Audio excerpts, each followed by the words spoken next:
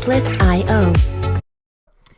Hey my scrappy friends, welcome to my channel today. I am working on a mixed media layout today, and I am using another layout. So at the beginning you've seen that layout by oh boy, I know who it is too. Anyway, I'll make sure I have links below. So that layout was our inspiration, and my media is going to be way more than what the original layout had. The original layout had just like a little teeny tiny bit, but I am kind of trying to get a marbly look with mixing this gold shimmers, and that's Shimmers Goldilocks. Oh, it's one of my favorites. I think I said that on one of my last videos, but it honestly is one of my favorites. It's so gold and shimmery. Yeah. So I'm mixing this with acrylic paint that I used the liquid medium. And that liquid medium is just going to help the acrylic paint be more liquid and fluid, and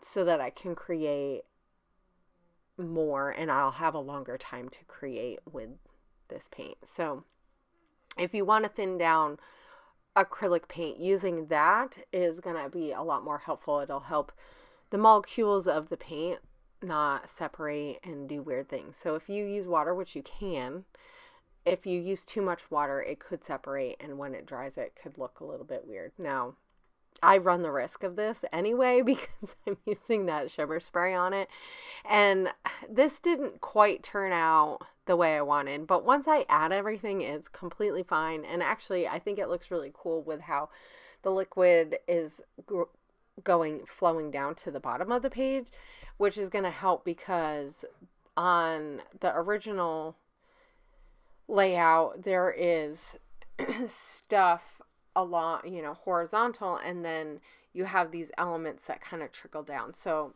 the media is going to trickle down. Now, I did want a little bit more color than just that teal and gold, so I'm going to use some of this purple.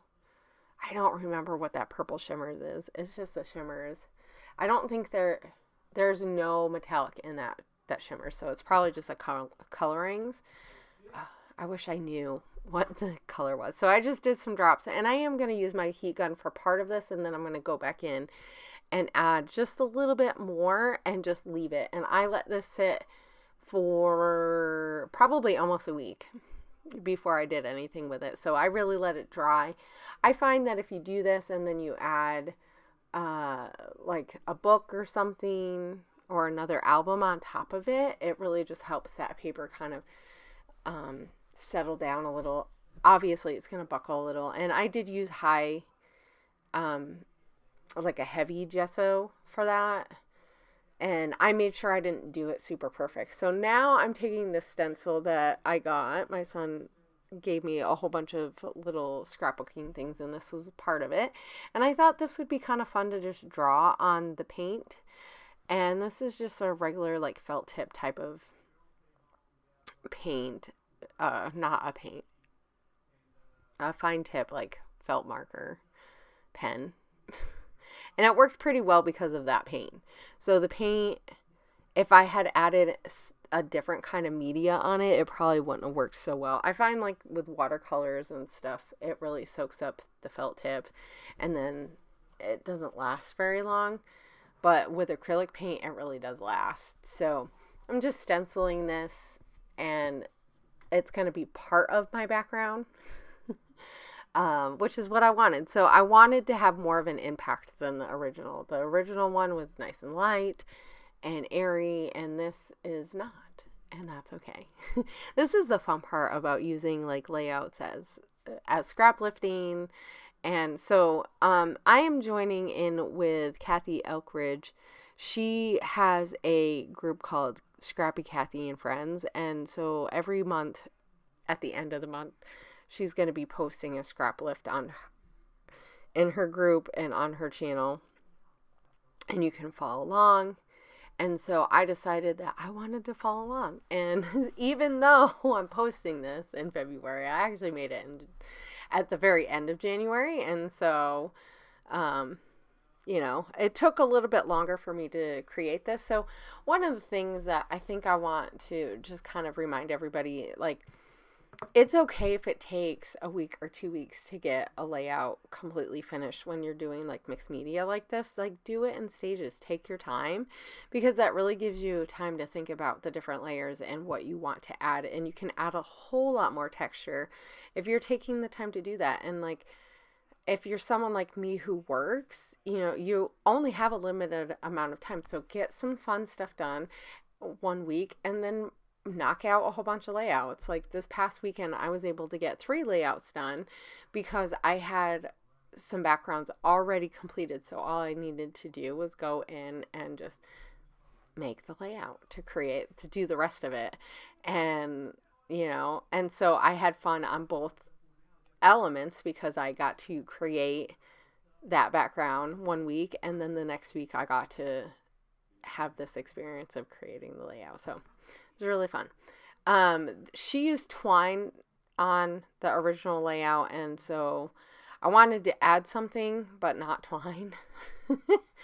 And I thought that would kind of get lost, and I already had that gold in the shimmers in the background, so I'm gonna use that gold trim, that gold leaf trim. It's super fun. And I do add, sorry, my camera's really shaking there.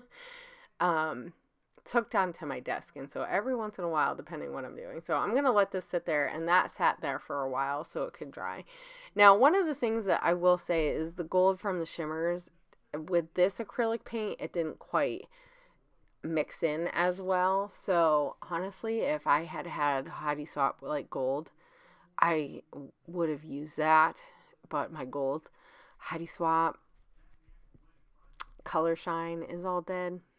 I went to go use it on this layout and it was all dried up, and I don't think they're making it anymore. So I was really sad, but I still had some pink, so you'll see me pull that out later. Anyway, so right now I'm working on some layers, and they're on the original layout. She really did not do a whole lot to the photo. And honestly, this is a pretty minimal layout, even though it has like a whole lot of cut file leaves, fronds or whatever. I think she used a die cutter for that. And I decided to cut these out of Vicki Booten's, one of her papers, and I seen all the leaves and stuff, and I knew I need to cut these out. So I spent a night while I was watching movies and just fussy cut them.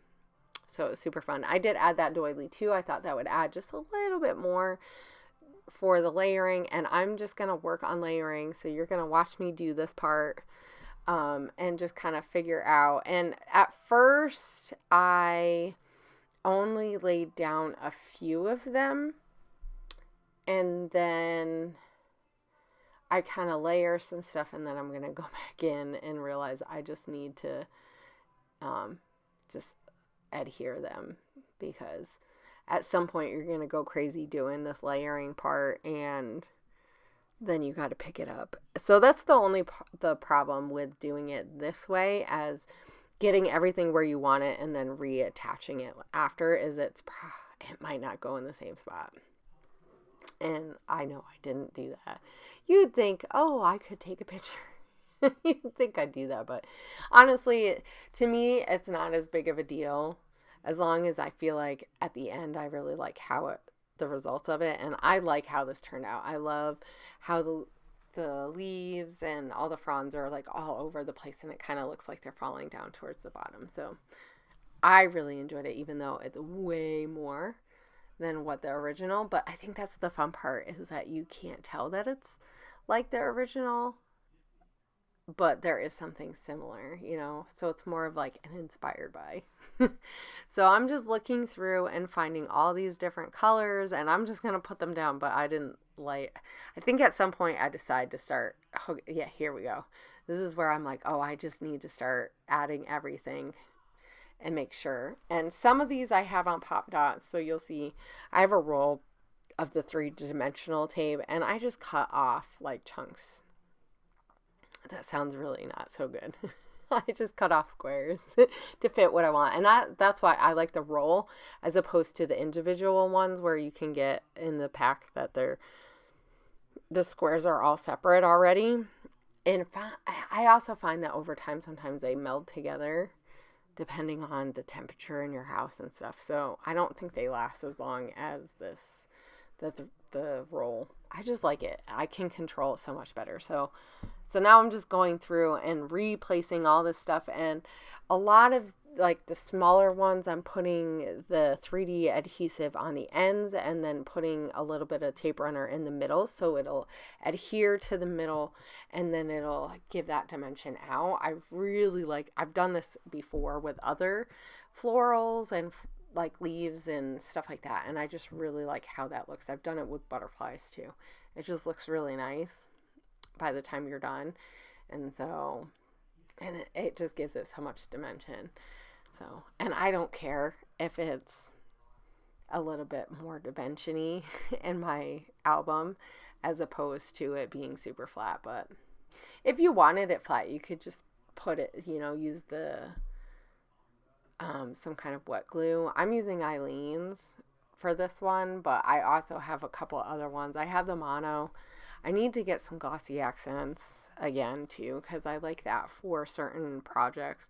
I feel like the clear part helps, and then if you want to add it on top of something and make it really nice and shiny, it'll dry up really hard eventually.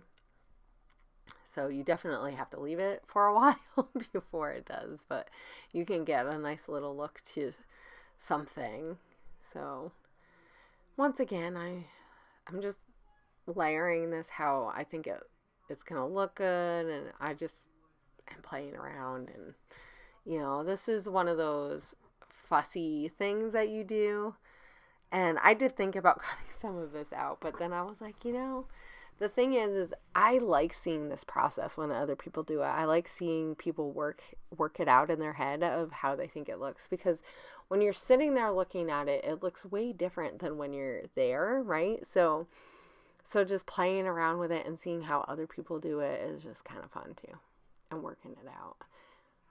And then it is quite weird when you look at it and you realize that overhead it would have looked better a different way. But honestly, and I've said this before, once it gets in the album, it's not like people are gonna, and I've done that too. It's not like I go back and I micro look through everything with a weird, that micro lens of criticism, and I don't. I look at it and go, oh, I really like this. Oh, I really love, this photo and the story behind it. So the photo that I'm using is the logo that I made for a podcast that me and Crafty Miggy started this month. And so I wanted to make sure that I'm documenting about it, because I love documenting the things that are going on. And that is one of the big things that has happened. So Crafty Miggy and I started a podcast that we're releasing on the Crafty Maven Getaway.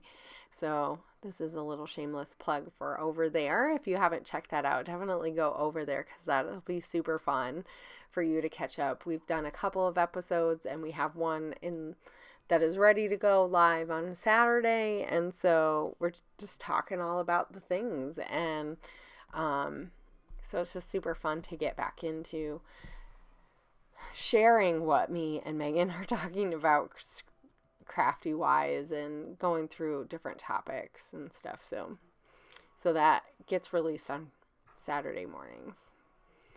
So, and every episode is a different length.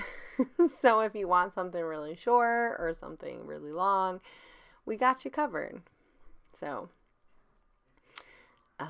anyway, so I wanted to make sure I documented that, and I'm using these hearts now. These are from a Chamel paper, and they just work so perfectly. And I really did try to look for the colors that kind of work together, so more of those blues and teals and the pinks. I did end up adding some of the greens, and I know some of them are a little bit brighter, but I feel like they worked really well the way that I paired them with like the purpley blue colors.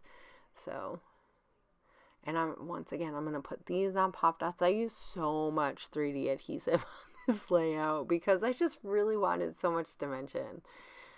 I can't help it. I just love it.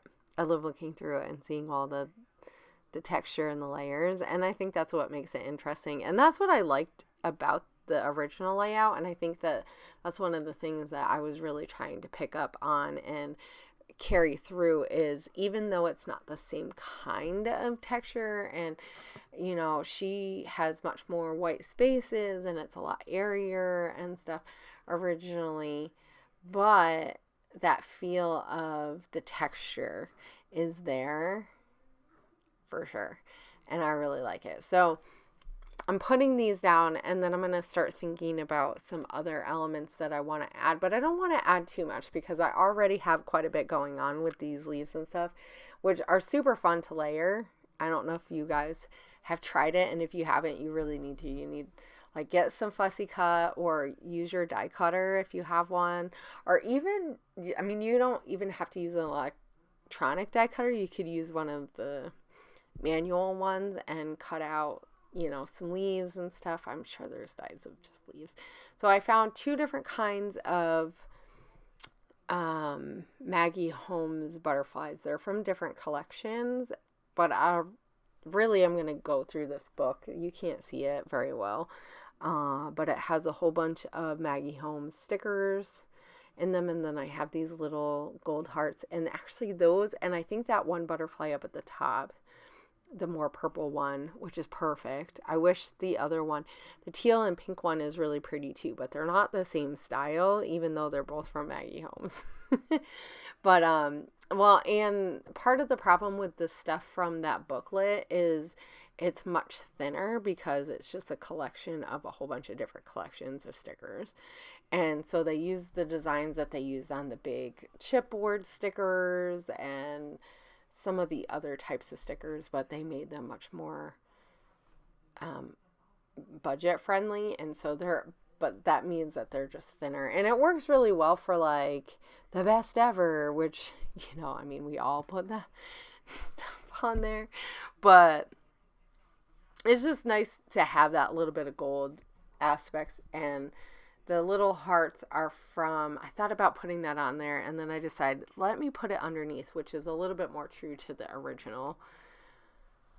And I did end up having that cluster down at the bottom. I just feel like it just worked for everything to kind of go down like it was falling down and stuff. And then I'm going to finish off with these X's from the sticker sheet. There's a few different, and some of these glittery gems. They're just enamel dots, but they look like gems. They're really pretty, and they worked really well with this whole layout. Those are from Coco Vanilla? No. Maybe. They're from an old collection. So, and then that's the Heidi Swap, and I'm all done. So definitely check out, I think the next layout for February is already out in Kathy's group, and you can see, and she also posted the dates. So every Thursday at the end of the month is when everyone will be sharing. So look out for next month because I'll have it actually in February. But I'll see you guys later. Have a great scrappy week, and don't be afraid to use some color this week. I'll see you guys later. Bye.